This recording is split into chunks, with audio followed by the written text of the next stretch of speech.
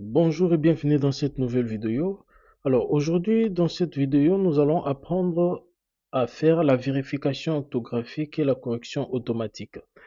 L'objectif ici est d'apprendre à utiliser l'outil de vérification d'orthographe d'Excel pour corriger les fautes d'orthographe, les fautes de frappe et aussi ajouter des mots personnalisés au dictionnaire. Par exemple, lorsque vous voulez ajouter un mot qui n'est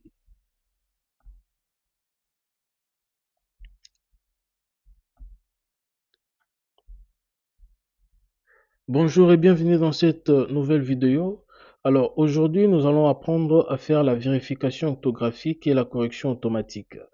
Alors dans cette vidéo, l'objectif est d'apprendre à utiliser l'outil de vérification orthographique d'Excel pour corriger les fautes d'orthographe, les fautes de frappe et aussi ajouter un mot euh, personnalisé au dictionnaire.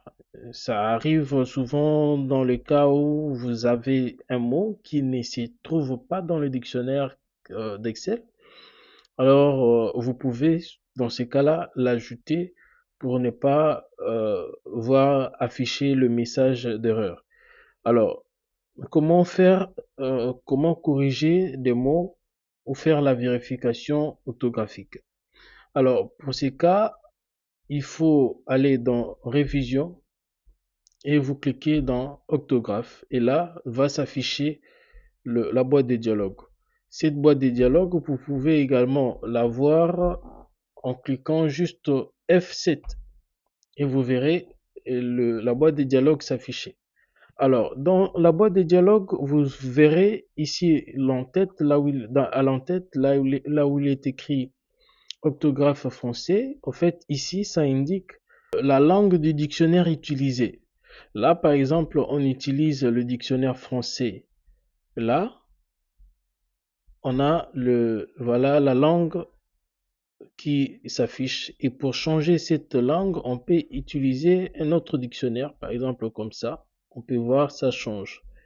Vous voyez, on peut utiliser l'espagnol, le dictionnaire espagnol. On peut utiliser plein de dictionnaires anglais, allemand, quand vous voulez, l'arabe. Voilà, vous pouvez changer. Mais pour ce qui est de notre cas, on va garder le dictionnaire français. Alors, ensuite, vous allez voir ici, là où il est écrit absent du dictionnaire, c'est le mot qui est absent du dictionnaire. Donc, le mot qu'on recherche, voilà, on le voit ici. Et là, juste en bas, on a la suggestion du dictionnaire. C'est-à-dire, le dictionnaire vous suggère des mots qu'il lui maîtrise, qu'il lui contient. Donc, là, on peut choisir parmi ces mots voilà, qui se trouvent dans le dictionnaire. Alors, une fois vous avez choisi le mot ou pas, vous pouvez dans ces cas ignorer cette option. Vous pouvez ignorer voilà, la proposition ou la suggestion du dictionnaire juste en cliquant sur ignorer.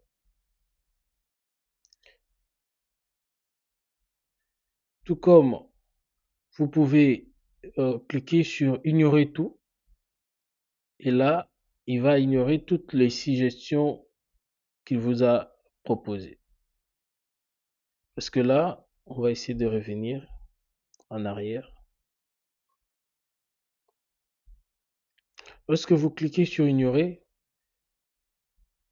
il passe à d'autres suggestions.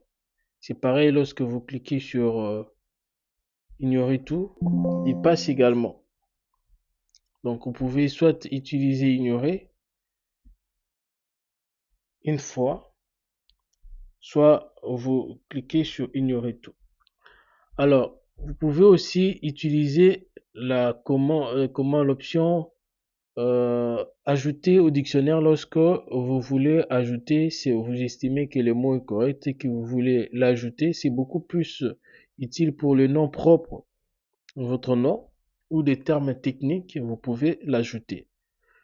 Vous pouvez remplacer ces mots, par exemple, si vous voulez corriger ces mots, par exemple là, on a ces mots qu'on veut corriger et qu'on retrouve la suggestion le mot correct dans la liste de suggestions.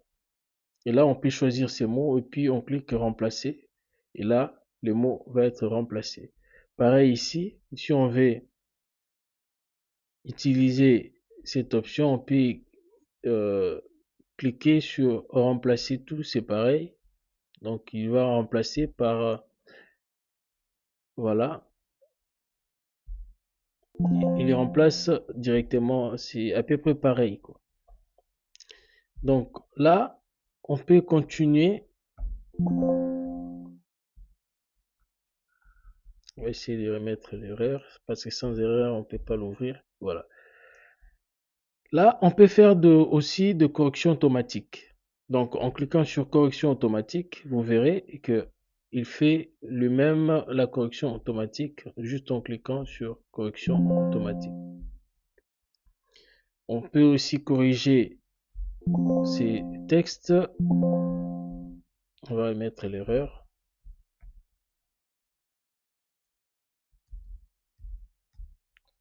On peut également, après avoir utilisé l'option correction automatique, on peut aussi, voilà,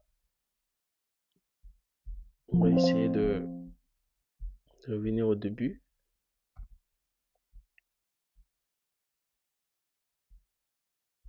Voilà, on a le verbe connaître, qu'on a mal écrit et qu'on veut corriger. Et après correction automatique, on peut aussi, voilà, si par exemple là je clique remplacer et que je souhaite juste après utiliser, revenir à la première correction que j'estime ne pas être correcte, là je viens cliquer sur annuler, annuler voilà la dernière action et là je reviens sur connaître. Et si je vais accéder aux options avancées, je vais cliquer sur options et là j'ai la possibilité de personnaliser le comportement d'Excel. Je peux choisir ce que je souhaite euh, qu'Excel fasse pour moi. Donc je peux ignorer, juste si je décoche ignorer les mots en capital, c'est-à-dire il va prendre tous les mots en capital. Donc voilà, on va laisser comme ça. Donc c'est ici que vous pouvez choisir des options euh, beaucoup plus avancées. On va cliquer sur OK. Voilà. Donc vous allez cliquer ensuite sur interrompre lorsque vous voulez annuler l'opération. Et la vérification va s'arrêter. Seulement, vous aurez un message si vous voulez. Voilà. Vous pouvez aussi faire la vérification à travers plusieurs feuilles en cliquant